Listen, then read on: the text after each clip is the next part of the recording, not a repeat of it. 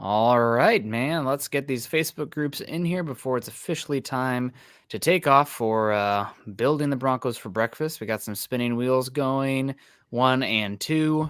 Give it a second to breathe and welcome in, welcome in. It is Tuesday night, the last show of January, January 31st. And the Broncos now have their 20th head coach in franchise history. I'm Nick Kendell, joined by Scott Kennedy tonight. Carl is off in La La Land or Orlando or something with family, so he couldn't be here tonight. We had this planned for a bit, and Scott joining me again down in Mobile, Alabama. Scott, man, welcome to Tuesdays, where all the Broncos breaking news tends to happen. Yeah, Tuesday's the good time slot around here. So you get Yes. the Sundays get the game days and the Mondays the day after, but for the news, you get Tuesday nights. Tuesday nights for sure. It's been a hell of a day at sea, sir. There's been a lot going on, just not with the Broncos. So it's been a busy day, right, Nick? God, very busy at work. Good news here at my household as well, but you guys don't want to hear about that. You guys want to hear from Sean Payton, and we want to hear from Ethan coming in, DWI guys, 250 pounds. Oh my God, you guys are bringing it. I think this must be the Walton Penners behind this chat here. If I didn't know better, Ethan says the madness is the method, but when you arrive at the result we all hope for, look, this is a new era for Broncos. There is not going to be a constant leaks to reporters to satisfy us. Payton has already shown he keeps things close to the vest. New ownership as well. Bravo. Right hire. Really excited. Scott, you said from the beginning Sean Payton was your number one. I was a little apprehensive about the potential. I'm gonna hedge on that now. Okay. Ethan's my number one. You're my number one guy. He's my number one guy. No, it's funny. The perception on this is so because of the vacuum. I've had the privilege of being on here at night a few times too. So I've been able to have this discussion with y'all several times coming in about, that the vacuum is creating panic and the nothingness is making people's minds swirl, and people who are paid to create content are creating content around rumors. There's not actually anything concrete going out there. And the perception on that, it's not just within Broncos fans. The guy I was speaking with writes for today, what I was next to today, writes for a Bears publication. He's actually going to start doing some stuff with us, Nick. And he was like, well, they had to do something, they missed out on all their guys or something like that. I'm like, who'd they miss on? Well, I guess Harbaugh. I'm like, maybe, but for me, Sean Payton was the number one pick, no pun intended. Don't want to trigger anybody here, but I said he was the number one guy all along as far as who I thought would be the best to lead this team into the future. If you got your number one guy, who'd you miss on? Frank Reich? Who's been hired that you missed on? Maybe DeMeco Ryans, depending on who you believe, which side you think on. But for me, it was always Sean Payton. And you had to be willing to put out there that you were going to go in a different direction to try and keep the draft picks trade compensation down to the Saints, down to something that was manageable. Yeah, 100%. You're completely correct. So there's a little bit of conflicting information out there between the two big news breakers. I think Tom Pelissero started to break enough news. We can call him number 3, but Ian Rappaport saying that the Broncos made a last-ditch effort to get DeMeco Ryans once again today. And then the Broncos were rebuffed and then went back to Payton. I had heard about that yesterday, making those calls out for DeMeco, but alas, didn't come to it. And now you have Adam Schefter saying, no, Sean Payton's number one. Then you have some people saying Jim Harbaugh still. Broncos, I think my understanding, and this is what makes sense to me narrative-wise, I think they were really going into the search thinking Sean Payton or Jim Harbaugh. We'd be very happy with either one. Big negative is Sean Payton would cost a little bit. Again, he's still an incredible coach. He didn't give up that much. I think this is a fair trade. We'll get into that in a second. But then the Broncos went into this process. They wanted to go through the interview process. Blown away. Really impressed by DeMeco Ryans and said, okay, hold on. This is a guy I think that should be in there as well. So however you want to slot them, I think that was the big 3 in the end, and they walk away with Sean Payton. Broncos country should be ecstatic. You can be a little bit nervous about what happened with the Saints, with Bounty Gate, with, he's been away from the game for a second, not that long, but still, I think at the end of the day, this is about as good of an outcome as you could possibly hope for. Well, and for what it's worth, the Rooney Rule was designed for just such a thing. Listen, step out of your comfort zone. You good old boy networks who've been hiring the same people over and over and over again, and meet somebody new. Think of it like dating. You're my 13-year-old son. You're gonna go out there and ask a girl out. I don't care. You might actually like it. You're gonna step out of your comfort zone. oh my God, D'Amico Ryans is amazing. Yeah. Yeah. And would he have gotten those same opportunities for not the Rooney Rule? Maybe not. But that's what it's there for, and it will pay off in the long run for that. But again, there's so much narrative around this of the clown show and all this and this. I'm like, what proof do we have that it's a clown show at all? None. Yeah. No real proof at all. We've got and Nick's clicking on some folks saying hello to a bunch of everybody. We don't have time to say hello to everybody tonight. I want to hit. We're gonna hit some big numbers coming in this chat today as far as viewers, and guys like Jonathan Peterson coming in with a super. He said, "I've never been happier to be wrong. Still have concerns, but head coach will not be one of them." Yeah. There's no sure thing, but as in this cycle, the surest of sure things was Sean Payton. Yeah. As far as if you're hedging your bets, who is the most accomplished, who's had the most success, who is an offensive coach that has had amazing offenses. And yes, he did it with Drew Brees, but frankly, he did it with some other quarterbacks too. You don't go 17-5 with Teddy Bridgewater and Jameis Winston and Taysom Hill without knowing how to put a system in place. I mean, that's what people are praising Kyle Shanahan for, the plug-and-play quarterback. Well, Sean Payton was doing that in New Orleans too. This is a big deal. This is a big deal, y'all. Appreciate you, Jonathan. Yeah, thank you so much, Jonathan. We also got Tom coming in, $4.99, saying, good afternoon, fellas. Glad we got Sean. I heard we were in talks with Vic Fangio for defensive coordinator. The trade is worth it. He might be the coach for the next 10 years. Well, he's going to be here for a bit. I would be pretty darn shocked if he was not here for at least, 3 seasons with everything going on here. But I think we can put to rest the Broncos potentially going for 4 new head coaches in 4 years, which was maybe a concern this cycle because obviously Fangio to Hackett to etc. 3 head coaches in 3 years, I guess. I don't know if they would have fired this next one, then it would have been 4. But I digress. Sean Payton probably going to be here for a bit. I don't know what's going on with Vic Fangio. We can get into that in a bit too. I see the chat said, oh, he was hired by the Dolphins. I've been trying to get ready for the interview today or this podcast, so I can't tell you what's happened in the last 15 minutes or so. But Vic Fangio, last I heard, according to Dave Logan, was in the mix for the Broncos here, the defensive coordinator. And we also had Colin Cowherd saying that from what he knows, Sean Payton is going to put together a very strong, experienced, and impressive staff around him. So, again, if something's happened, you guys can let us know. Ryan also coming in, $9.99. Thank you so much, Ryan. I don't recognize the name. Feels like a new name, Ryan. Yeah. Thank you for coming into the show. That feels like a newer name for us. And when Vic Fangio was announced as the highest paid defensive coordinator, I said, this is exactly what the Walton Penner Group needs to be doing for Denver Broncos is you pay. There's a pay scale that goes down. I'm not saying you pay him like a $10 million head coach, but there's probably head coaches out there that are in the 3 to 5 range, and you pay the best offensive mind, the best defensive mind, like a head coach. Why not? You can afford it. Go get the very best and do it that way. Yeah. 100%. Sheldon Brown coming in $2 saying, saw a tweet earlier this morning. The Broncos had Payton. It was a tweet deleted by Eric Goodman. Don't know what station works for. I know he's Denver local media. Apologize, Eric, but he had a tweet deleted that said, I would expect a press conference at the end of the week with Sean Payton being announced as the Broncos. Tweet was then deleted. Who knows what's going on there? I'm definitely misquoting, but that was the general gist of it. And here we are. We're going to get a press conference probably by the end of the week announcing Sean Payton to Denver. You guys are killing it with the Supers. We're doing our best. Jonathan Figueroa coming in $19.99.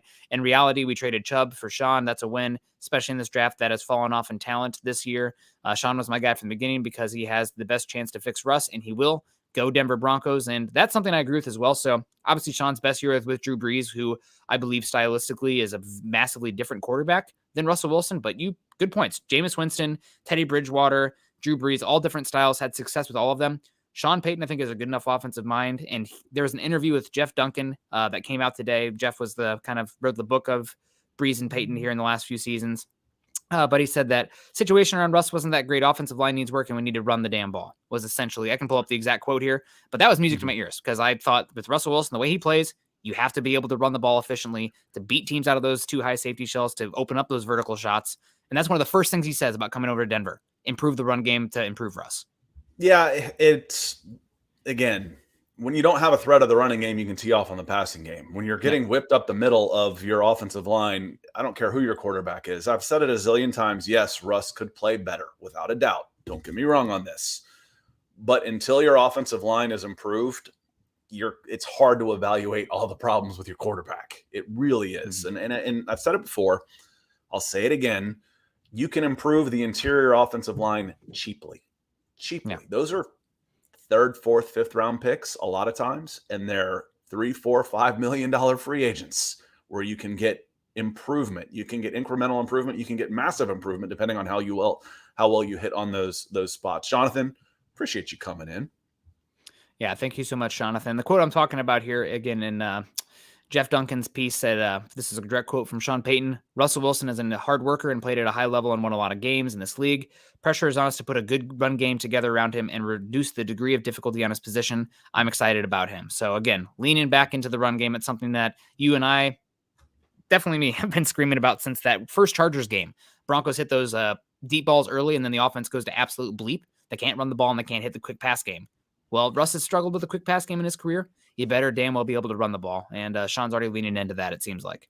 Did you read you read Jonathan Figueroa again, traded Yep. Chubb for Sean Payton? And no, there's the opportunity cost. I know why people are saying that, but you would have gotten a player there. Yeah, you would have gotten a player there. There's no guarantee you would have gotten, again, if Sean Payton is the right guy, it doesn't matter who you got. It really doesn't. There's a couple dozen players.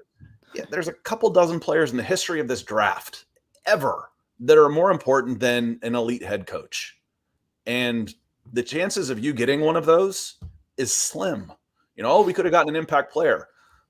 So what? An impact player on a team with bad coaching doesn't do anything, right? Pat Surtain, we've had that conversation before.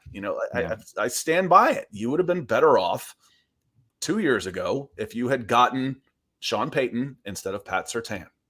You would be on the right track, going the right direction. And now we have both. Go ahead. And now Jasmine coming in absolutely keeps us in the right direction, coming in red hot. I am stoked, and no one's going to make me feel bad about this news, and they shouldn't.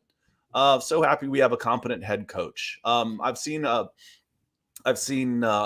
couple Saints fans in here. I think they'll, for the most part, be pretty happy. It should be where both teams are feeling pretty good about it. We didn't steal your head coach, and hey, we got some picks. Sean Payton was great for us. Good luck. Yeah. And, hopefully we see each other in the Super Bowl one day. It should be fairly amicable. 100%. Thank you so much, Jasmine. 99999. God bless. That's amazing. We always appreciate you coming in. We got Epic Gamer coming in saying, let's go. Thank you so much, Epic Gamer. I hope you're doing well. We always love it when he comes in. He's typically a multi distributor on the show with that kind of thing. So we appreciate you with number one there. David Wilder coming in here. David, it's been a bit. Hope you're doing well. Love the Mile High Huddle tee you got rocking there in your avatar picture. Says, good evening, Nick, Scott, and Broncos Country. I'm so excited and happy on Sean Payton's hire. Maybe Broncos Country owes an apology to ownership group, MHH for life, Denver Broncos for life. I was definitely critical of the process. And it was when it seemed like Sean Payton wasn't happening. Jim Harbaugh turned away. D'Amico Ryan's going elsewhere. And now there's all this talk about the Broncos might have to go back to Mike Kafka, might be talking about Jonathan Gannon. And if that's the case, you should have interviewed. That's what I do on blah, blah, blah, blah, blah, blah. I'm hoping everybody here has seen Moneyball before. I've been thinking about that movie a lot as we've been, as they're upsetting the way things are done. And, Brad Pitt's character, Billy Bean, he's like, why do you feel like you have to explain yourself? Don't, to anyone. Do you believe in this or not? Then it's a problem if you feel like you have to explain yourself. Otherwise, it's blah, blah, blah. You don't. I paid $5 billion for this team to not have to explain myself. I'm going to do things. And, and again, the phrase trust the whatever, I don't trust anybody to get it right. I trust them to do what they think is best. But I think they got it right in this case. And the process, how do you complain about the process if you ended up in the right spot, right? Yep. And again, we were not dealing with all the information, and it's going to be interesting to look back on this to see who was being fed good information. I do think that they really liked Jim Harbaugh, and they liked D'Amico Ryans as well, but they got one of their big three, and they did actually make a big splash, and it cost much less than I thought it was going to. Pick 29, I mean, when the Broncos first started to engage with that, there's a chance 49ers lose that first game, and you're talking about pick 20, 21, maybe 24, but now it's pick 29. You're also sending a second round pick next year, which is appreciated. That's considered like a 3rd-round pick this season, and you're getting back a Saints 3rd-round pick next I season as forgot well. about that part. Yeah, so Yeah, that so evens itself out.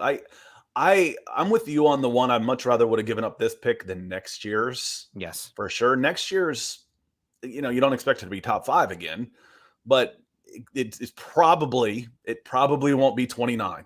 Yeah. It's going to be 32, So baby. So real quick, because I'm not in the background, I always think of Hitch because I don't have me behind the door going like this. I can't pull up all the Facebook stars, but let me say hello to some folks. Actually, it's jumped on us a little bit. Let me say hello to some folks that have come in. George Fox, he says it's time for the team to get started now. Who's he going to bring in with the Broncos? That was George Fox. Michael Ranquillo says, I am excited. Thank you for the stars, Michael. And he says, who do you want with defensive coordinator? We'll talk on that a little bit too. Colby C. Collier with the stars coming in on Facebook. He says, I think Harbaugh was our first choice. Me too. I agree with you, Colby, and thank you for the stars as well. George Fox has come in to say hit the thumbs up button and paying stars to do it. Lawrence Rivera, I think, is actually happy now too. That doesn't come along very often. So Lawrence, I know you like to panic. Don't. Me too. Relax. And Phil coming in says, evening, Nick and Deacon Scott. Finally, we got a coach. Now let's go scouting and some draft possibilities. So he's excited. Everybody's excited. I think there's going to be some trepidation about we gave up too much or I don't particularly like him. That's okay. That's part of it. Nobody, you're not 100% on anything ever. But again, of the available coaches, this was the best choice. This was the best choice for me. And the more Harbaugh was coming around a little bit, I'm like, Harbaugh's kind of a flake. Sean Payton is kind of an ass. But you know what? If he's your ass, you like it. He's kind of crass. I'm going to just start rhyming things here. He's a little smug. He's arrogant as hell. He's my arrogant as hell. That's okay. Yeah, and Colin Cowherd did a 12-minute interview talking about this move and saying that this team really needed somebody to come in and be an experienced offensive mind to kind of try to resuscitate Russell Wilson. And this team wasn't built right now for a first-year defensive-oriented head coach because that's not going to put the Russell Wilson genie back in the bottle. Talked about some issues with Russell Wilson and the younger players dynamic and what Russell Wilson wants to run. Also heard Robert Mays in The Athletic talk about Russell Wilson wants to be a shotgun 10 personnel quarterback. Sean Payton's one of the few people who can go into that meeting room and say, the hell you are. You're going under center and we're play action and throwing it deep. And Russell Wilson probably, especially if the reports are true that Russell Wilson wanted Sean Payton here, that you have buy-in from the quarterback. It's one of the few people where you can actually push back, not push back, but against the reports of, what Russell Wilson wants to be the type of quarterback. Sean is going to put him in the best situation. And I think it was when Sean first came over to New Orleans, he asked Drew Brees what he liked to do. And he said, okay, this is what you like to do. This is what I've seen that I think you do best out there. So I'm going to be really curious to see what it looks like this offseason between Russell Wilson and Sean Payton. But again, circling back, music to my ears, got to fix that run game. And I think that helps things a heck of a lot with the style of quarterback Russell Wilson is. It's the quarterback's best friend. I mean, it's like a pitch. It's a double play. A double play is the pitcher's best friend. A strong running game is a quarterback's best friend. You can take so much pressure off of a mediocre quarterback. Nick, we watched it all year with the Falcons. Mariota and Ritter had some success despite being not all that great and having a hell of a lot fewer weapons than the Denver Broncos have at wide receiver. Yep. Let's fix the injury problem now as best we can, and get to work on that offensive line. And Ethan coming in says, we share a brain on this. Is correct, Scott.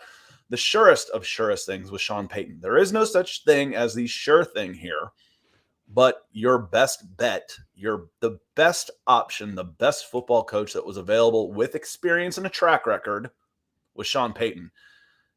It was probably pretty close with Jim Harbaugh, but Jim Harbaugh didn't stay in one place as long. We talk about, David Shaw ended up failing after a while. Well, I would have liked to see Harbaugh spend a decade at Stanford to see if he could have kept it going right now under these circumstances. That's different. So again, for me, it was Sean Payton, and I know it's like, he had a Hall of Fame quarterback, only got one Super Bowl. Guys, Saints were the worst franchise in football before Sean Payton got there, period. And I know because the Falcons were 31st. Lions maybe want to have a little bit of a And the Browns conversation are here, in but there yeah, too. But yeah, it's that same group. It's yeah, the same group, and the Buccaneers yeah, in that same time too. And during that time that Sean Payton was in the NFC South, all four teams went to the Super Bowl. yep, When does that happen? Except for maybe the NFC East at one point with Philly, the Giants, the Redskins, and the Cowboys.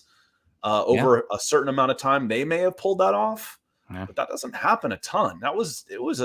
There was a lot of fluctuation between those teams, and Sean Payton and the New Orleans Saints were one or two most years.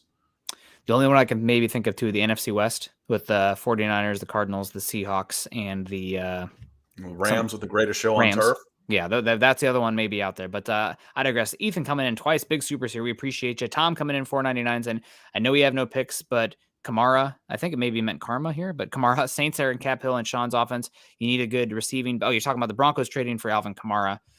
I think that the Broncos are definitely going to be looking for an outlet option here in the run game. He talks about, again, building a strong run game.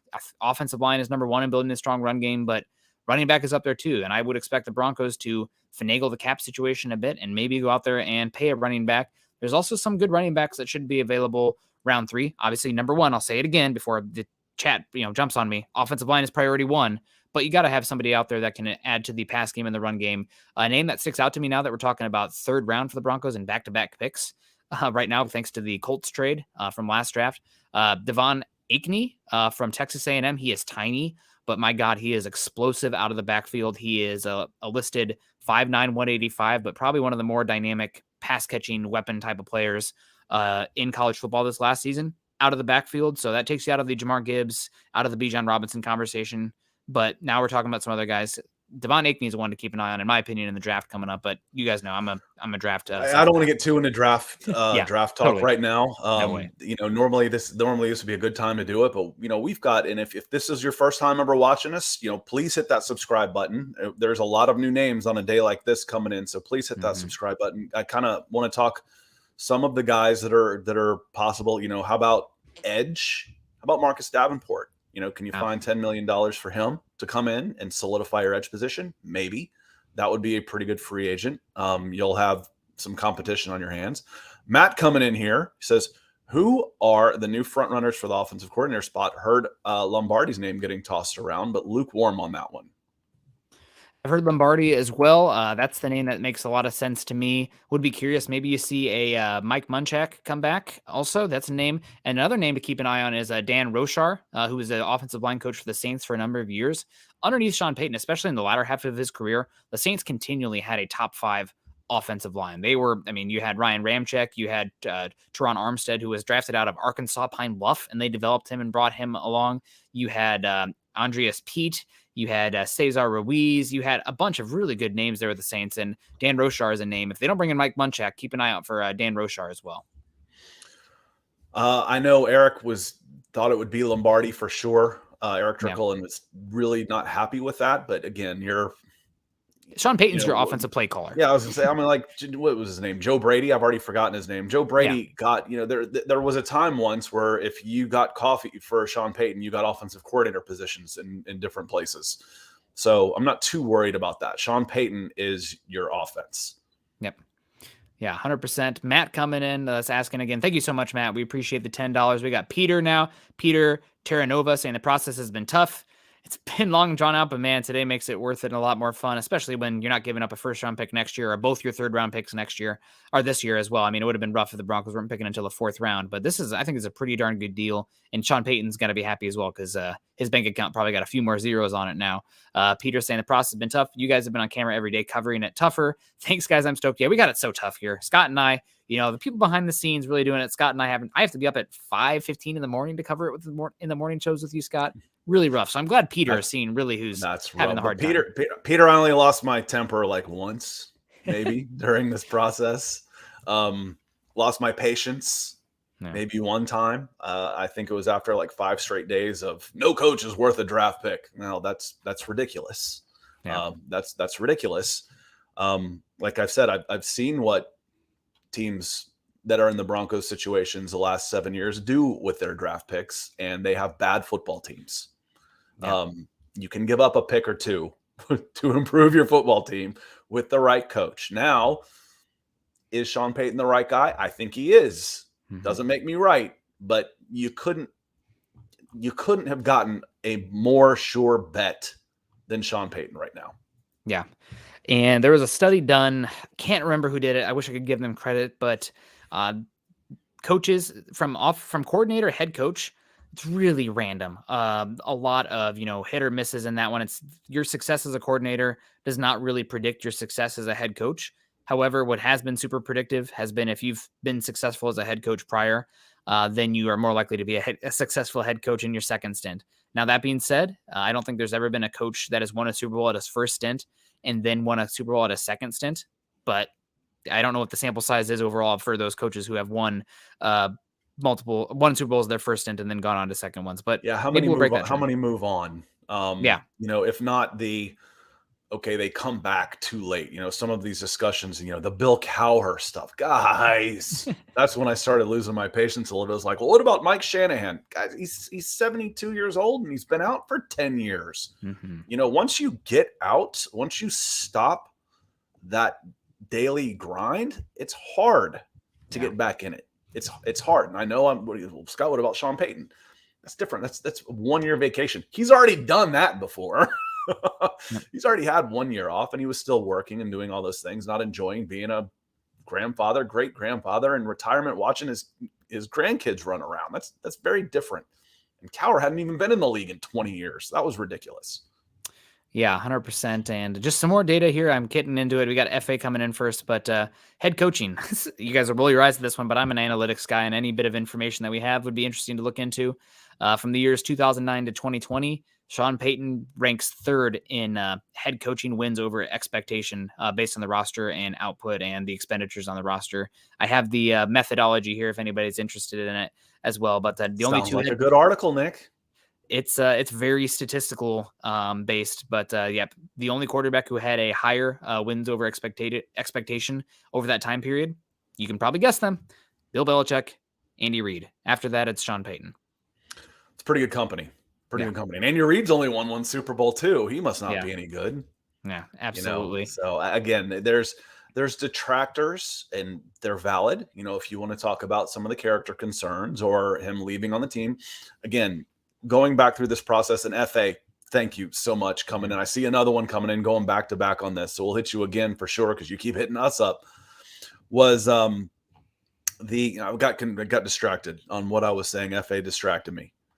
$49.99. I'll do that. He says, woohoo, we got our guy and we didn't give up much. Happy day in Denver. Trust the process. The owners know exactly what they are doing. This was the guy the whole time. We had to trust and believe. I'm super pumped. Should be pumped. This is probably, again, the compensation is not terrible. The more I've dug into this draft class, the more I think the 29th pick this year is more likely a 40th or 45th pick in an average year, partially because of the super senior stuff going on with the Rona people returning.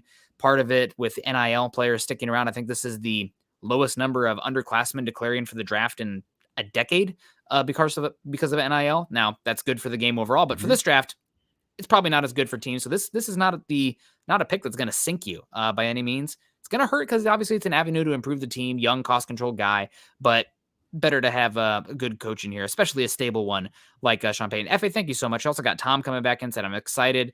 We have picked he picked us. He could have gone anywhere. Yeah, I'm glad that I want to give a quick shout out to the Los Angeles Chargers for not firing Brandon Staley, because Lord knows what happens if that occurs. But alas, Sean Payton's a Bronco instead. Also, FA coming back in, $49.99 again, saying like Scott has been saying, Sean Payton was still in it. You haven't lost anyone, and they swung and hit. Did not have to give up too much. Way to go, Scott. Happy day in Denver. Yeah. Happy day in Denver. Way to go, Scott. Scott's been down there in Mobile today, also covering the Senior Bowl. So probably today was an information overload day for him. Hope you're doing well. Well, between that and transfer deadline day for the EPL, my team, Chelsea, spent $150 million on a midfielder today. You don't trade. They don't trade. I said it's very cool. They don't trade picks. They don't trade young prospects like baseball. They trade cash. Here, I have to buy out his contract and then sign him to a new one. And now you have $150 million to replace him. So you can actually go out and improve your team instead of just staying as a prospect development team as some of these small market teams end up being. So it's been like I said, it's been a very, very busy day. Victor T, keep him busy. He says a change of scenery does wonders for veteran quarterbacks, but what about coaches? Example, Andy Reid. And sometimes they need a chance to settle in a little bit. We saw some guys flop miserably with their new team, some veteran guys that have had success in the past, and the Broncos were one of them. And everything was new. It wasn't a change of scenery, man. It was a whole nother planet in Denver this year. Everything changed, except the offensive line, except some of the personnel. I know, except some of the personnel. They got worse. What about coaches? Victor, I'm reading Victor's now. What about coaches? Example, Andy Reid. If you can coach, you can coach. Now, you can come into a bad situation where it takes longer than you would like to improve the situation. But next year, you're going to go out there with Russell Wilson. And if it doesn't work, you hit the reset button in 2024. The roster is set up from contracts now pretty much with your draft picks as well, that you can start fresh with Sean Payton as one of your league architects. Now, Jonathan Shelton comes in. He says, now fix the O-line. Mike Munchak, anyone? There's a question. And the question I have, Nick, you know what I said last week. Do we stand by this? If Sean Payton is the head coach, is George Payton your general manager come August 1st? God, I have no idea on this. I'm still processing, like Broncos country is with everything else. I think that in the interview again with Colin Cowherd, ownership was really impressed that he wanted to come in and have strong say in the roster makeup and control, but not overall power. He didn't want to have final say. He just wanted to be in the room and have, a big opinion. Now, granted, that could be on the other end, making him look better. But I don't know. I think that I still think there's a strong chance that, you have the draft here with George Payton and then you move on. After that, I know Jeff Ireland has been the director of college scouting for New Orleans for a number of years, and they go way back. He's a name to keep an eye on for this position. I can't imagine. This is probably the type of hire that empowers George Payton the least. But that's just me based on what I've gathered on this and how I read the situation. So could be different. We'll see how it plays out. But I think the odds of George Payton being here after this offseason had lowered a little bit today. And that's I said no. If I had to go out on a limb and you said yes or no, not chances, but I said no. I said it would be just kind of awkward. Yeah. If Sean Payton is the coach, he's going to want personnel decisions. He's probably going to want someone that he's worked with. And then you have just taken the legs out from George Payton. He's going to want to go somewhere else. I just think it would be an awkward dynamic. They'll put on a happy face and all these type of things, but they all work together. And Gatorade Gaming says, Redskins, I thought they were the Commanders. Back then they were the not when they were going to Super Bowls. They weren't. They were the Redskins at the time. Hogs. So right, that's the Hogs and the Smurfs and all kinds of things. They Joe Gibbs was one of the good ones too. He had 3 different quarterbacks that went and won Super Bowls with. So so we have a question here coming in from Rip. Sorry we showed up 5 minutes late. I had to go off and turn off the heater because it's right behind me here, and I sat down. I'm like, oh, it's running. So that's on me. Rip, sorry about that. Says who other than Vic Fangio is on your radar? I think Vic Fangio is probably the number one right now. I would be curious to see what happens with Steve Wilkes long term for the Broncos, and I'm honestly a little bit bummed, Scott, that the Falcons hired a guy that I think would have been a potential option for the Broncos here. Maybe you still have Ejiro Evero, but there it is. Thank you. What about Ejiro Evero? I keep hearing that he is not interested in staying in Denver. Already turned away. Might not be up to him. I mean, they could pay him to not work. We're not firing you. Yeah. We're not. No, but they don't. You could basically not fire him. Yeah. And you hire somebody else. So you're going to sit out a year. I don't see that happening. That would be a really bad look. Yeah. I would guess if they have the conversation with Sean Payton and says, where's your heart and how involved do you want to be in this team? And if they don't come to the right conclusion, Ejiro Evero will be released from his contract. And how about Miami Dolphins then? Dolphins, 49ers. We'll see what happens there. Right now, again, still processing this. Vic Fangio's been tied to the Broncos now. Maybe it would be an awkward dynamic. I'd welcome back Vic. I thought he obviously not the best head coach in the world, but didn't have the best situation as well. Well, I mean, when you knew it was ending for him, he's like pretty much saying at the end, like, what the hell am I supposed to do? My quarterbacks are Drew Lock and Teddy Bridgewater, and I'm going against Justin Herbert, Patrick Mahomes, and Derek Carr. At that point, he knew he was sunk. No doubt about that. But As a defensive coordinator, heck yeah. And if there's any hurt feelings in that locker room, tough. I don't. Yeah, you haven't been Yeah. good enough to get a say. Sorry. Yeah. You know, you're if you wanted more of a say in who was coming in, you should have played better. Yep. Just like you said the exact same thing when, the Broncos are sad that Nathaniel Hackett's getting fired. Have you watched your tape this year? Have you seen the results? If you I wanted can't him to believe I'm not getting a contract extension. It's just, the lack of self-awareness from some of the guys was pretty stunning. Definitely something to watch going forward here, though, if that does happen. I mean, the Broncos, Vic Fangio is going to end up being the highest paid defensive coordinator ever, I think, coming out of this cycle. Broncos have the means to get that done. That's one thing we kept saying here. What's the biggest thing with the Broncos coaching staff coming in? It's not going to make that much of a difference in the salary cap. Granted, they can finagle around the cap a little bit with the cash available. But as far as the coaching staff goes, they're going to be able to blow people out of the water. And I come back, Colin Cowherd said things that he has heard. The staff is going to be quite impressive around Sean Payton. That to me says Vic Fangio, but I'm reading into it for sure. Drake Wally coming in 1999 saying, "Hey fellas, saw D'Amico Ryans was the main choice. According to Ian Rappaport, that's what they said, but Texans beat Denver to it. So they went Payton the second choice. Is this true? And if so, how do you feel about Denver getting their second choice?"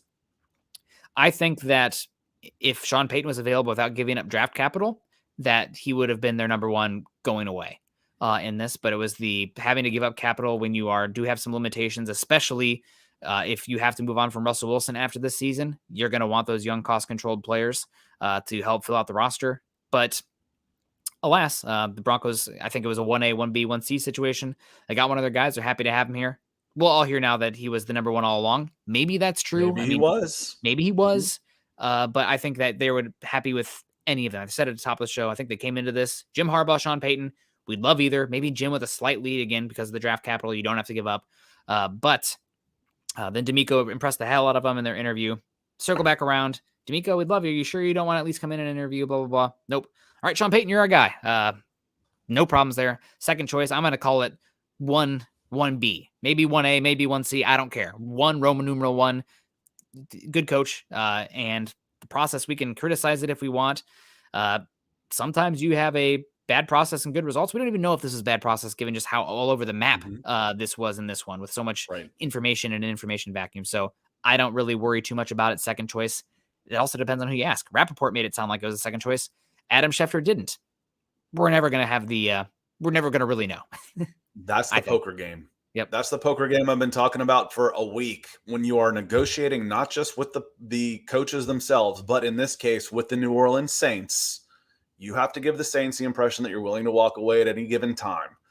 That could even be as much as saying, whoever said that D'Amico Ryans said he was out, and then all of a sudden it doesn't. That could be the Broncos saying, "Hey, D'Amico, do us a favor. Tell us you're not out yet. We're trying to, get it out there that you're not out of this yet. Have it come from your side, because we're trying to noodle down." Congratulations on the Texans, by the way, D'Amico. We're trying to whittle down what we have to give the Saints. It's all part of the game. It is one giant poker game, and I don't believe any of them. I believe what I saw. I believe in the personnel, and for me, the best candidate out there to turn this team around was Sean Payton, and the Broncos got him. That was choice one for me. Choice one. There you go. Jasmine coming in. Maybe my choice one. Always appreciate Jasmine coming in. 9.99 says, "I have to eat crow. Well, if it's crow, deep fry it." Said, "I did not think ownership was going to pull this off. I was ready to be disappointed. They must trust moving forward." Scott, there's been some speculation from some people covering the Broncos that maybe the ownership group panicked a tad and then felt like they were backed in the corner because they said they had to make a big swing and then they didn't, where some people believe maybe they should have opened the process back up. Any thoughts on that? I think that's a little bit more speculation. More speculation. And people that were left out of the loop were upset that they were and are making stuff up at this point. Again, who's your top candidate? That's a matter of, we don't know. Is Sean Payton a big, 3 bigs swing? Yes, he is. Yep. Did you get him? Yes, you did. Did you have to give up multiple first-round picks to do it? No, you didn't. Are you going to give him an 8-figure contract? 9-figure contract? Yeah, probably. 10, 7. Yeah, probably. No, you're absolutely correct in that. The other thing that coming back to a point we made earlier, who you talk to in an organization matters a lot with which way things are slanted or perceived.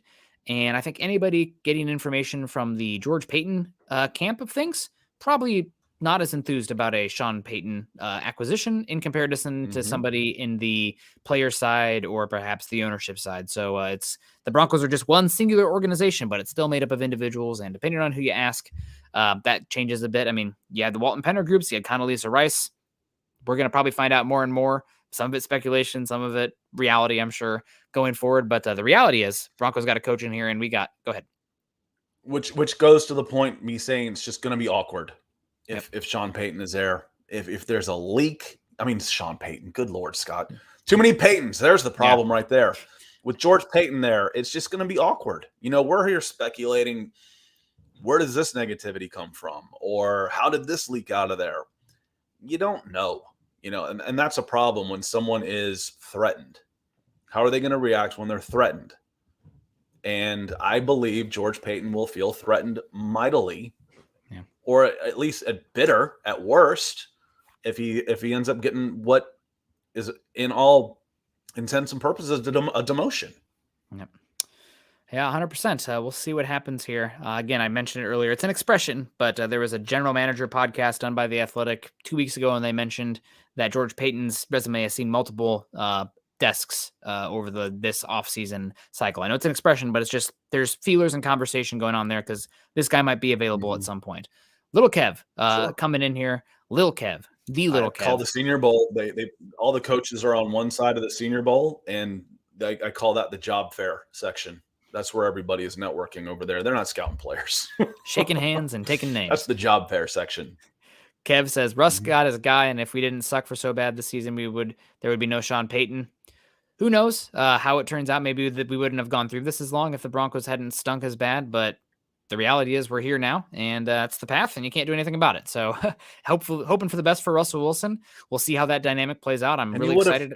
And you would have preferred that Nathaniel Hackett was better.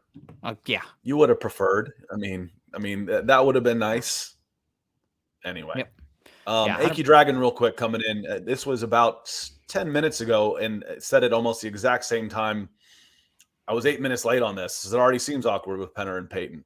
I agree. That's what I'm saying. It's a dynamic. That was the word I was looking for the other day that I was stumbling all over, Nick. It's a dynamic you just don't want with not everybody feels like they're on the same page. And at the end of the day, everybody's going to be out for themselves. Well, I want your selfishness to work in my benefit. And after I've demoted you, I don't know that it is. Yeah. David McElrath coming in, $5, saying good evening, Broncos country, Nick and Deacon Scott. I'm excited. Well, damn, you should be. This is good news and a new era and the 20th head coach of the Denver Broncos, Sean Payton. Excited about that. Now we get to see what the staff is around him. I'm hoping for a great staff and somebody who can get Russ on the right track and actually has the skins on the wall that can say, Russ, this is what I think you do best. This is what we're going to do. Go out there and execute the offense I'm calling. And hopefully not much pushback there.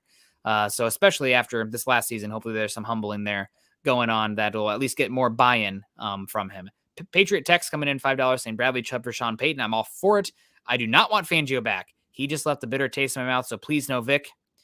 Well, Patriot Text, you might get your wish, you might not. If he does come back, know that he's coming back as going to be up in the booth. He's going to be calling plays, and he's going to be the mad scientist from the scheming side of things.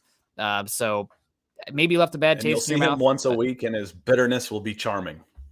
It'll be funny if you're winning. And your defense is playing good. Yeah, exactly. And I think Bradley Chubb for Sean Payton, when I said that FA distracted me, I think this was the point I was going to make was, yes, you would have had the player, the opportunity cost that you missed, but this is what teams value the 28th pick. They valued it as a chance to possibly sign Bradley Chubb. And you got a first round pick for 8 games of Bradley Chubb, or a first round pick that you turned into Sean Payton. That's a pretty damn good deal. Who made that deal? George Payton, ironically. Yeah, and the reason the Broncos are not totally strapped for picks this year is because they traded the 95th pick last year for 147 and then a third round pick from the Colts. Some of those numbers might be off, but that's the general range.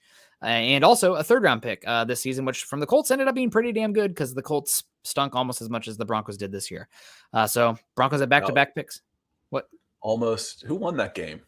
The Colts did. The Colts won the game, but they were worse. They were Oh, it even was worse at horrible. the end of the season. Yeah, they Nobody were deserved to win that game. full on tank mode. That was early in the season still. That was like it was after the Chargers game, so like week 7. But the only people who really lost that game were The everybody watching viewers. it. Yeah, The viewers. I think I sent out there that Horrible game.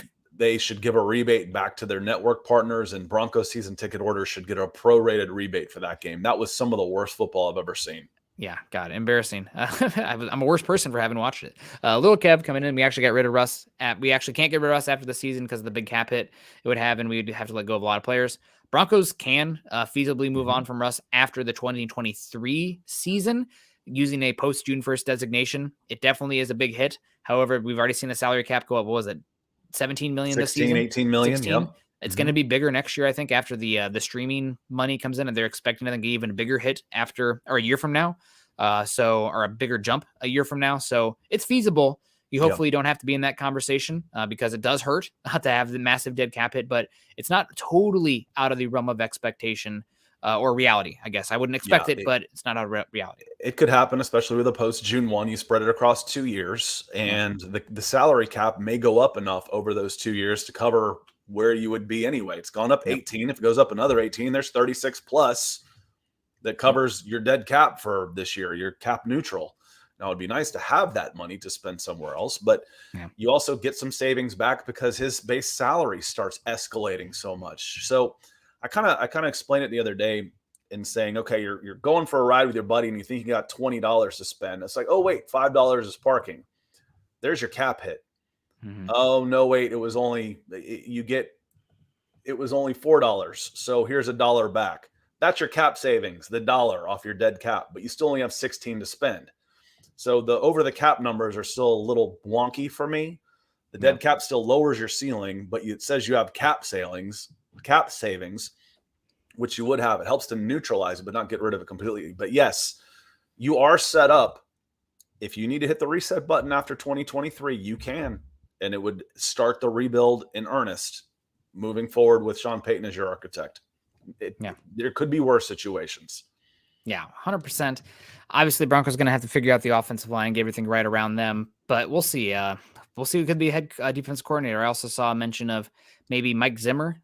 He's right now supposed to be maybe the coordinator for the Colorado Buffs. I got to be honest, guys. I know Deion Sanders is all the hype right now. I've not been paying too much attention to what's going on in Colorado because Broncos coaching search has been taking my attention, and I'm already trying to keep up with my Iowa Hawkeyes as well. But Chronic Bomb coming in $5. Wanted a coach with head coaching experience, so I'm super happy we got Sean Payton. My top 3 were Harbaugh, Quinn, and Payton. What do you think of that? I think it's a solid top 3. I think that Broncos would have been fine with any of those guys. I liked D'Amico personally more than Quinn, but Quinn was a fine candidate, and he's going back. He might be the head coach of Dallas a year from now, so we'll see how it plays out. But the Broncos get Payton in the end. I think a lot of people should be pretty happy about that. Again, trading the 29th overall pick this year, you're flipping your second with the Saints third next year. The Saints might not be that good next year, so maybe those picks are not too far apart. And Broncos are probably going to do some moves this offseason to get some more draft capital. Maybe they trade that third-round pick to get one of their third-round picks to get some capital. Maybe you see a sign-in or a tag and trade of Draymond Jones to get you a second-round pick this year or a 2 and a 3 next year. I mean, who knows? But Sean Payton in the house. Broncos didn't trade too much for him. He got paid handsomely. Saints are probably happy to have the picks. They need the picks. Win, win, win, win. Everybody should be happy. You hope so. We kind of said that after the Russell Wilson trade too. So you never know. You never know how it's going to work out. But on paper, this looks like it makes a lot of sense. I didn't want Quinn to come to Denver. I wanted people to be excited about their head coach. And Chronic, appreciate you coming in. That feels like a newer name to us. I don't think people would have been excited about Dan Quinn. I think Dan Quinn is a wonderful human being. I think he's a hell of a football coach. And if it's anywhere, they love him in Dallas. I would love for him to get that job and redeem himself because the most people think of Dan Quinn, they think of 28-3. Yeah. And that's not fair. He is a really good football coach and he is a great person. His players absolutely love him, not just defense, but offensive too. For me, I think one of my more underrated coaching candidates, Nick, was Raheem Morris. And I went through that a little bit the other day. Just that I think he got the job too early. He was a brash, arrogant kid at 32, 33 years old. It reminded me a lot of Lane Kiffin, who got the job way too early, was brash, arrogant, was humbled, and slowly built their way back up to where they become in demand again, having success along the way and re-earning it. And I think Raheem Morris is an underrated candidate. Yeah. We'll see. He could be hired by the Colts. I think he's still in the running there. Be a fine candidate for a team like that. Dave Bristol, go ahead. There's one domino that fell. Frank Reich wasn't really on anybody's board. That one didn't count. Mm-hmm. But Sean Payton has now fallen.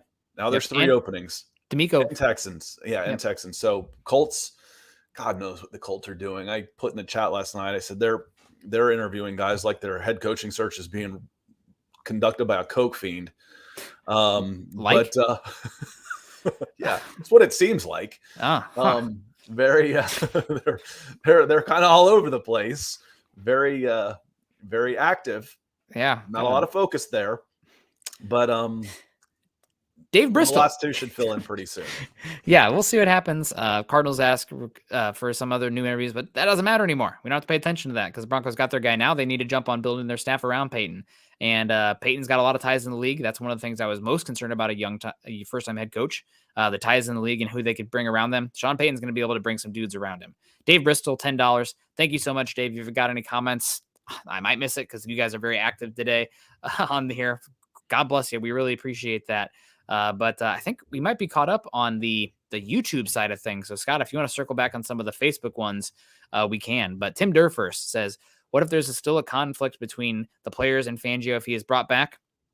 And that brings in another super from Corey, who I think came in also, and there's actually a couple of Drakes in here too, but Corey, and we'll show it too. He says, I'm not a huge Sean Payton fan, but if you were to bring back Fangio as DC, that would be impressive. He knows the division. And the players don't feel a lot better about this.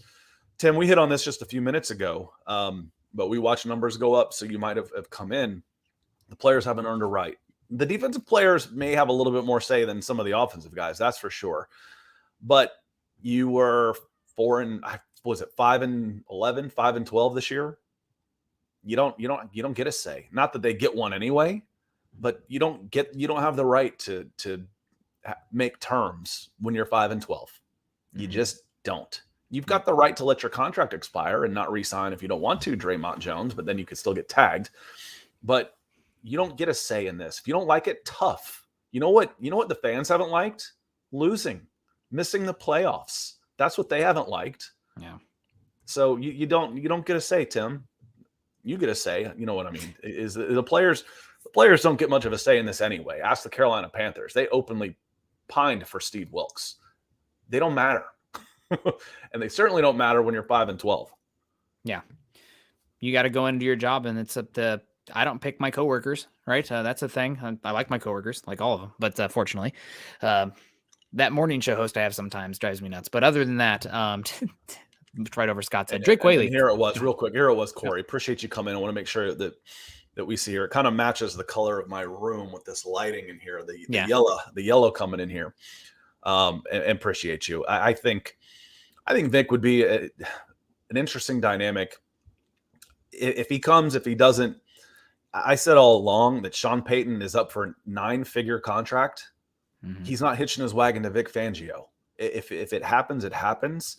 But he's not going to say, oh, sorry, I'm not going to take $100 million because Vic Fangio is going to be my defensive coordinator and he's not coming back to Denver. That ain't going to happen, guys. That ain't going to happen. And it wasn't going to happen. So we'll see how it shakes out. Vic seems coming like back to Drake. Yeah, Vic seems like somebody who wouldn't want to deal with, the housing market and searching for that. I think he's still got his house in Denver. Denver is already still paying him last year. You have to change your tax forms. How does that work? We're compensating ourselves for the money that we are still paying you based on the repaying. I don't know. Recycling. It doesn't matter. They'll just how much does it cost? Okay, sounds good for the ownership group. But we got Drake Whaley coming in here saying, I loved watching Greg Dulcich blossom as a sleeper tight end in Denver. You think that Payton would be able to get the most out of him with Wilson if he starts? I think Dulcich is a fun, dynamic player there as an F tight end, a good move piece. Needs to work a lot in his blocking. Maybe that'll probably never be a good part of his game, but he needs to do enough where he's not out there and teams like, oh, Dulcich is in.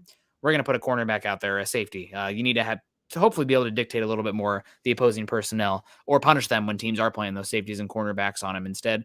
But definitely, I think the Broncos can work on getting him the ball. I mean, Payton's in one of the top 5 offensive schemers in all of football, professional football, different game from college to NFL still. But yes, they're going to figure out a way to get him the ball if he's earned the right for those reps. Drake, in your tight end mandatory league, fantasy league, I think he'd be worth a shot. He was pretty good when he was out there with a terrible offense. This should be a good offense. The problem with Denver is you don't really have that alpha dog out there. Even we went into the season, if everything was great, it wasn't. If everything was great, you're not really sure who's going to be the guy week in and week out. That makes it tough for fantasy. But if you're in a tight end mandatory league for fantasy football, I think Greg Dulcich is worth a shout. And somebody he reminded me of coming out of college was Jared Cook, who had a good number of years out there with North Gwinnett. He's from my neck of the woods. Yeah. So, yep, we'll see. I think that Dulcich is going to have a good year. Broncos right now, the biggest thing for me is the offensive line and also the running back position. Also, a lot of conversation in here. You guys, didn't Vic Fangio sign with somebody? There was talk that he was going to sign with the Panthers. Some talk that he was going to sign with the I thought it was announced with the Dolphins. Announced with the Dolphins, but then it wasn't announced with the Dolphins. It's not official. The Dolphins didn't announce it. Just the agents. It was like a deal in principle. So, you know, when I think that was, Rappaport and Schefter jumped on that too, because the agent said it was done. That's who they're talking to, y'all. When you wonder who are they talking to day in and day out, they get the other side's story constantly because they're talking to the agents. And the agents have no incentive to keep things quiet. Their job is to stir up as much crap as they possibly can to elevate the level of their clients. That's their jobs. Yeah. So that's why all this stuff leaks all the time. Well, I can tell you that Dave Logan said today on his interview show this afternoon, saying that the Broncos and Dolphins are negotiating with Vic Fangio. So Vic Fangio is not officially yet with the Miami Dolphins. There's also some talk this morning. Things were held up a bit with Vic Fangio and the Dolphins because he was waiting for another position. I jokingly said waiting on Sean Payton because there was a little bit of buzz this morning that Sean Payton might be happening to Denver. But I said it jokingly because I didn't think it would, actually happen because how this coaching search has been for the Broncos. I thought it was more so for the 49ers with D'Amico Ryans going out there. So we'll see what happens with Vic Fangio, but I think he could be back in Denver. Some people want him, some people don't. He's a damn good defensive mind, and if you can keep him in the booth up top, calling the scheme and all that stuff, thumbs up. Just don't ask him to come up and put on the Miles mascot suit and do some dances and cheer on the players in the locker room. I don't think that's his forte. Chad Beach coming in. Appreciate you, Chad. He says, evening fellas in Broncos country. That's all y'all. Most of y'all. If they do tag Draymond, does he have to sign the tag, or what happens if he doesn't want to? He doesn't have to play. He can sit out. Yeah. And that's the only recourse. I will sit out a year and you don't have to pay me anything because I'm holding out for the entire season. You can tag and trade for a pick. Yeah, you can tag and trade for a pick, yes. Or multiple picks. The other person would want to do so. Just because you tag a person doesn't mean you're necessarily going to still be there. I think Devontae Adams was in that boat. I'm pretty sure he was tagged. I'm not playing under the franchise tag. Buys you a little more time. Lamar Jackson could get the franchise tag. He'll threaten to sit out and not play under it. So you don't want to have to do that, because even if it's $20 million, you could probably get $60 million guaranteed on the open market. Draymond probably could. And Lamar Jackson could probably get $150 million guaranteed. So he doesn't want to play for 40 when I can get 150. So, but yeah, Chad, appreciate the question. He doesn't have to play. Doesn't mean he can go play somewhere else. He would have to be traded then if he was tagged and traded. Good question. Yeah. 100%. Jonathan had some super source said he think it'd be Fangio would be booed if he was on the sideline. Well, he wouldn't be on the sideline because he calls from the booth, and I wouldn't be booing him because he's a damn good defensive coordinator, and who knows what's happening with that position for the Broncos. If the only thing, keeping him from coming to Denver is the finances, then it's not a problem. Generation X Bronco Country coming in $5 saying, I hope they do not bring back Vic Fangio for his D in the fourth quarter, always gives up. We don't have to make this a Vic Fangio memory lane podcast, but Broncos personnel was not very good around Vic Fangio. His second year here, the cornerbacks, they had Pac-Man Jones, who was like one step away from AARP, playing a lot of reps out there at cornerback. And then his last year in Denver, they had absolutely no pass rush because everybody was hurt. I mean, we saw it with the Broncos down the stretch this season. I think they finished the last 3 games of the year 30th in EPA per play because they had nobody who could get after the bleeping quarterback out there. So I think that was much more of a personnel thing. And also on top of it, the issues on the offensive side of the ball. So if the Broncos want to bring him back, also, I don't think now that you have Sean Payton here, he's calling the shots on that. If Sean Payton wants Vic Fangio and Vic Fangio is okay coming back, that's who it's going to be. Yeah, I think it'll be okay. Vic Fangio is not in charge. People still respect what he's able to do on defense. Jacob Foster, the silent one, coming with some stars and support on Facebook. Thank you very much. And Mark Schrader, he said good morning with some stars earlier. Good evening, whatever. Hello, folks, with some stars, and I missed it. Mark, I apologize. So he's probably throwing more stars to make sure I don't forget it because he's smarter than I am. So thank you, Mark. Thanks for beating us over the head with this. We appreciate all the support you show our show. Yeah, that's right. Thank you, Mark. Yeah, and Brandon G saying it was the exact same team, Nick. The exact same team as this year. The defense this year was good to start and then fell off a lot, like a lot of Vic's teams as well. And I think the personnel this season was much better on the defensive side of the ball than when Vic had it. But I digress. We don't have to go way down that path. We'll see what happens here with the Broncos. We're at an hour now, so unless Super start massing up again, I'll let Scott check the Facebook side of things. But the Broncos, big news today. Broncos owning the headlines even when they're not relevant. They are relevant. And Michael saying he sent 2,000 stars. Well, Michael, thank you so much for the 2,000 stars there. That's huge. Yeah, thank you. Big time. God bless. We really do appreciate that. Let me run through here. Anthony Grove had come in and said, love getting Payton, but would rather keep Evero over Vic Fangio. Scott, always love your perspective. Well, thank you. I always say you might not like the answer you're going to get, but you're going to get one fast and you're getting an honest one. Lauren Trevera says, much love, everyone. I got to go cook. Hey, you go cook.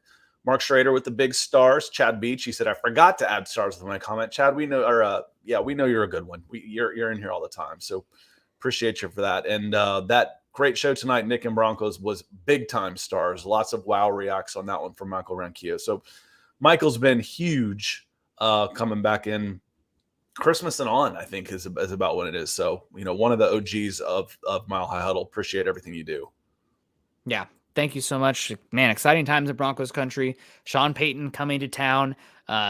Broncos trade their 29th overall pick, a 2024 second for the rights of Sean Payton and the like. So we got also Patrick coming in. See you, gents. Good to see you, Patrick. Hope your surgery recovery is doing well. And also they trade back. The Broncos get back the Saints' 3rd round pick next season. Haven't heard the exact compensation yet as far as what Sean Payton is getting paid. Now the big next thing is, how does this change the Broncos in terms of what they're going to run, the coaching staff around Sean Payton, and just the dust settling. Now, hearing about the whole process of how this comes, really excited. I'm guessing we're going to have a Sean Payton press conference on, my assumption would be Friday. We'll see what happens. I would be doubtful it would be tomorrow, but I don't even know if he's actually signed a contract yet with they traded the rights, but we'll see what happens. But expect some more news. This is far from over, but the Broncos do have their head coach, Sean Payton, 20th head coach of the Broncos in organization's history. Yeah, it sounds like it's pretty well done. Joe Dirt seems awfully ornery tonight and comes in and says, no team will give another fully guaranteed contract. Lamar needs to understand Ravens won't do that, except every first-round draft pick. Their contracts are all guaranteed, fully guaranteed. But no, and I didn't say that either. I said 150 million guaranteed. Russ has about 130, 140 guaranteed. His contract is up in the neighborhood of 250. So details matter. And I said that he will want about 150 guaranteed to put him up there, not necessarily the fully guaranteed 250 million that Deshaun Watson got. So again, he doesn't want to play on the tag at 40. He wants 150 guaranteed, not a fully guaranteed contract. That's really only about 3 years at 50 million at what quarterbacks are making these days. Yeah, and Jeremy with a great point here. Broncos bring back Ejiro Evero. I'd be happy to bring back Ejiro Evero next season. I absolutely adore the penny front that he was utilizing a lot this season.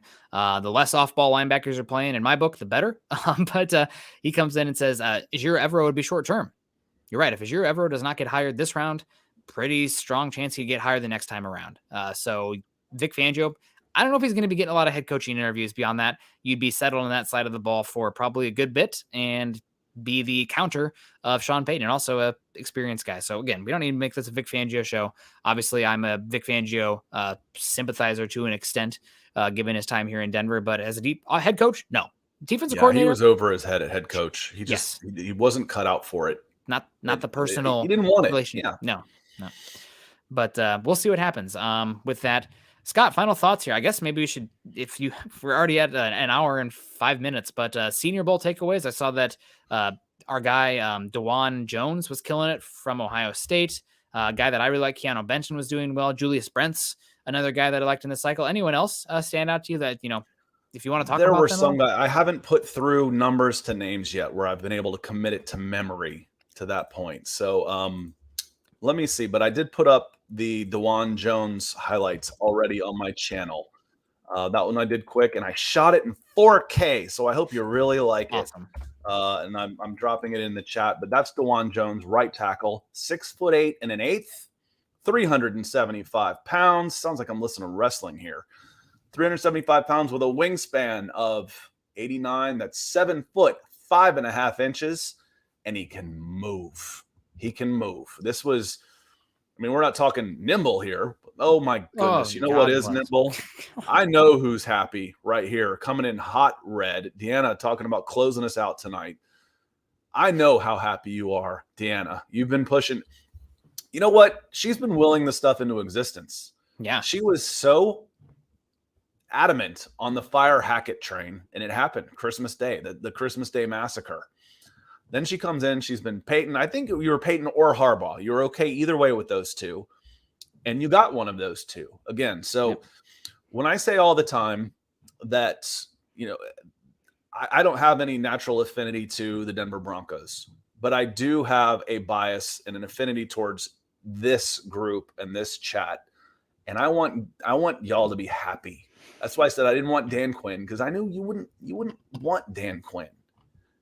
And Deanna coming in here like this, I want you to be happy. And I'm so glad you are. I really am. Long may it continue. And because I root for myself, I said Sean Payton. I want it to be Sean Payton. I want him to be very succertainsuccessful. Yeah. 100%. You got to own it now. Scott, no, we're all very excited about that. Last time I called my shot like that was Pat Surtain. Yep. I feel pretty good with how that one turned out. That was my intro to Mile High Huddle. Was y'all need a corner? It's the best corner in the draft. Yep. That one, hit on some, miss on some. Albert Okwuegbunam is probably my biggest miss in 2 years with this group. He's who I expected to step up. He didn't. So 100%. Deanna, you rock. Thank you so much. Yeah. Big time, Deanna. We appreciate you. John coming in saying, guys, wake up. Fangio signed with Miami. I looked up Vic Fangio on Twitter, and the first thing I see is a Miami fan saying, F you, Fangio. You're only as good as your word, and now you're holding the Dolphins hostage. Signed. So it's and if he signed it, it's a contract that he can get out of, because he's still on the market, y'all. You're awesome, Deanna. You can read through the chat. Let me see if there's some other stuff on Facebook. Greg's always a big fan. Thank you very much. Real quick on here, Christopher Mason says, if Russell Wilson is washed and we have a bad season like this year, I think we should tank for USC's Caleb Williams. We need a homegrown QB of the future. If Russell Wilson is washed, you have already tanked.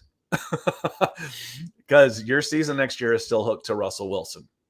So if he has a bad season, Caleb's out next year, 2024. So you're already in the tank. If Russell Wilson can't play, that question will have already been answered, Chris. And it's a very good comment. Don't sleep on Drake May either. Caleb Williams is my number one, but Drake May would be the number one pick in this draft cycle. Drake May's pretty good. North Carolina. Yeah. Go back and watch Oregon versus UNC this last year and be like, oh, wow. There's some. Bo Nix also had a good season this year for Oregon. He'll be out next year. Up and down, but day two kind of quarterback that you'd be happy about in that range. Mm-hmm. But final thoughts, Scott, before we get on out of here. Man, big news today. Like we said on here, big news in Broncos country happens on Tuesdays. I don't know why they wait till Tuesdays on the cycle. I guess it gives them the rest of the time to plan out the press conference and the news. But man, what a memorable whirlwind of a coaching cycle. Broncos have their guy, Sean Payton, leaving Fox News, number one offense according to DVOA over his career cumulatively. When he was the Saints head coach, he's probably going to be in charge of play calling out there. Somebody that the quarterback that you have in here has buy-in, somebody that the fans are mostly going to be happy about. This is about as good of a scenario as you could have wanted. My number one was Jim Harbaugh, but very happy with Sean Payton. Honestly, the final three were my top three guys in right. Sean Payton, DeMeco Ryans, and Jim Harbaugh. So I'm ecstatic. And also what they gave up, great. No issue with it. Yeah, I said, there is a line, obviously. What is going to be too much? I don't think that was too much. No. I don't think a first-round draft pick. I said that, the San Francisco 49ers are still in the NFC Championship game despite having 3 first-round picks sitting on the bench in Trey Lance. They didn't get anything out of him, but they had the right system in place and the right pieces around him. And then you can still go out in free agency. On that note, tomorrow, some programming notes. Nick and I will be on my channel, youtube.com/Scott Kennedy. We're going to be talking some Senior Bowl in the morning. Nick and I will be back tomorrow night, right here, talking some Senior Bowl, talking some Sean Payton. And we don't have to talk Senior Bowl. We'll let y'all help decide what it's going to be, because right now the Senior Bowl can wait. The draft can wait. The news is now, and we appreciate you being here. And the DWI guys, Ethan, closing us out. Great show, gents. Ethan, go to bed, dude. I don't even know what time it is. 5 hours, depending on which clock of mine I'm looking at that hasn't changed. It's 2:15 in the morning. Go to bed. If he's anything like me, he's going to be scrolling on Twitter and reading every single little bit of information that comes out until his partner, jabs him in the stomach, says, "Go to bed, the light's bothering me." But that's going to have to do it for us today, guys. We appreciate the heck out of you. Make sure that you guys are following Scott and I on Twitter. Scott is at Scout Kennedy. I am at Nick Kendell, MHH. Also, make sure you're following us on Twitter at BFB_pod and BTB_pod, because this is the Building the Broncos breakfast for dinner podcast today, because Carl's out. Sorry, Carl, man. You know what happens when you miss a Tuesday show? The news breaks. So During Carl's a out there. coaching search, no less. Yeah, big day. He's out there with his family, though, enjoying Disney World, I believe, not land. So I think he's okay with it. But Carl sends his love and says that news happens on Tuesdays, guys. It seems to be true. Also follow us at Mile High Huddle. If you haven't done so yet, join us on Facebook at facebook.com/Mile High Huddle and facebook.com/Mile High Huddle pod. And as the ticker says that I've been showing underneath there, please subscribe, like, and share to our show over on YouTube. And also, as I like to say, if you guys are watching on Facebook, got a lot of eyeballs in here, but we haven't got up to 100 likes on my end. Please click the thumbs up on the way out on Facebook. Does us a heck of a lot of good. Obviously, today was such a busy day in the chat that we weren't able to get to every single person in here. We really try to, but we do want to keep it in an hour. So appreciate the heck out of you guys. Sorry we didn't get to every single person today, but we would have been here for 36 hours if that was the case. By that time, we'd already be at the press conference and have to break that down too. So Scott and I will see you guys tomorrow morning. Again, final thoughts, Scott. Got the coach. You've been on a heck of a ride with the Broncos. You're your 3rd head coach now for the Broncos since you've been here. 3 coaches, 3 years. Hopefully this one we can not be covering a head coaching search next offseason. And we get to keep our first-round pick for that. It's not my fault. It's not my fault. I promise you. No, it'll be nice having the pick again. The first round might be a little boring, but we'll just say Sean Payton when it comes up. Matt Caldwell coming in. He says, first time here, enjoying it, guys. Thank you. Thank you very much. Glad you are here. Hopefully, don't be a stranger. Make sure you're hitting that follow button. Hit us up on Twitter. You can find us there. Nick's always on Twitter. So on that note, I'm good, man. I want to go through some of my Senior Bowl video again and start looking at some of those guys, see if I can put some names with some numbers. The national guys at a 93 and a 95 look pretty good. 95, I think, was Benton. So Keanu. I loved Keanu. And the American, they did more team stuff today on first day than they have ever done in the past. So I got to watch a lot of the line, which I don't see that usually until day 2 or day 3. So I'll go through those again tonight and we'll talk about some players. But I thought the offensive line on the American team, and I'll have some names to go with numbers tomorrow, looked pretty damn good. They looked all right. Okay, well, excited to get into that. We're going to be talking more stuff tomorrow. Nick, you better go to bed early. I don't sleep. You guys know that. But appreciate the heck out of you. Again, we'll see you later. We'll see you tomorrow morning. We'll see you tomorrow night. It's going to be Scott and I again tomorrow night, so we appreciate you. But until then, as I always like to say, continue to choose kindness and compassion. Broncos got their coach. Go Broncos.